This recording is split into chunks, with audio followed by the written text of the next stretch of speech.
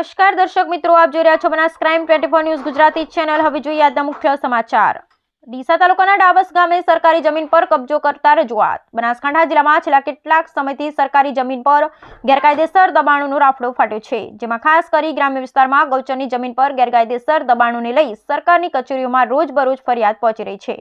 છતાં કુંભકર્ણ નિંદ્રામાં પોઢી રહેલ વહીવટીતંત્ર માત્ર કાગળ પર કાર્યવાહી કરી સંતોષ માની લેવામાં આવે છે, ત્યારે આજરોજ ડીસા તાલુકાના ડાબસ ગામે સરકારી અને ગૌચરની જગ્યામાં કેટલાક સમયે કબજો કરી જગ્યાનો ઉપયોગ શરૂ કરતા ગામના એક જાગૃત નાગરિકે ડીસા નાયબ કલેક્ટર કચેરીએ રજૂઆત કરી જમીન ખાલી કરાવવા માંગ કરી છે। ડીસા તાલુકાના ડાબસ ગામમાં સરકારી જગ્યા જે ફોરેસ્ટ વિભાગની જગ્યા તેમજ માજીરાણા સમાજના ખેતરોની વચ્ચે આવેલ છે, તે જગ્યા પર ગામના જ કેટલાક લોકોએ કબજો કરી લીધો છે। તેઓએ આ જગ્યા પર ઝાડ કાપી લોડર તેમજ ટ્રેક્ટર અને પાવડા વડે લેવી કરી જગ્યાનો ઉપયોગ શરૂ કરતા ગામના જાગૃત નાગરિક અરજીભાઈ ભૂતડિયાએ આ બાબતે ડીસા નાયબ કલેક્ટર કચેરીએ રજૂઆત કરી છે। તેઓ કચેરીમાં કરેલી લેખિત રજૂઆતમાં આ જગ્યા ખાલી કરવાની માંગ કરી છે। Bureau report Haresh Thakkar, Deesa, Banaskantha. અરજીભાઈ ઉગરાભાઈ ભૂતડિયા તરફથી